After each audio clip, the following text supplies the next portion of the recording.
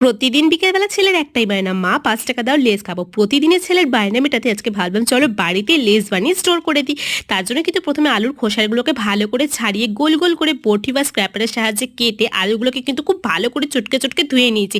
একদম পরিষ্কারভাবে ধুয়ে নেওয়ার পর কিন্তু এর মধ্যে মশলা অ্যাড করে দিচ্ছি, বিট লবণ, চিনি, চাট মশলা, লাল লঙ্কার গুঁড়ো, আর যেহেতু রেড কালারের ফ্লেভার বানাচ্ছি সেই কারণে রসুন কুচি, একটু টমেটো সস, ওপর থেকে পাতিলেবুর রস দিয়ে ভালো করে মিশিয়ে একটা শুকনো সাদা কাপড়ের মধ্যে কিন্তু আমি লেসগুলোকে একটা একটা করে মেলে দিয়েছি, যেটা 1 থেকে 1.5 ঘন্টা মতো কিন্তু আমি রোদে রেখে দিয়েছি। 1 থেকে 1.5 ঘন্টা পর কিন্তু আমি কাপড়টা সমেতে নিয়ে চলে গেছিলাম নিচে দিকে। কড়াইতে কিন্তু দেখো তেল বসিয়ে দিয়েছি, হাই ফ্লেমে তেলটা গরম করে একদম লো ফ্লেমে কিন্তু ডিপ ফ্রাই করতে হবে আলুর চিপসগুলো।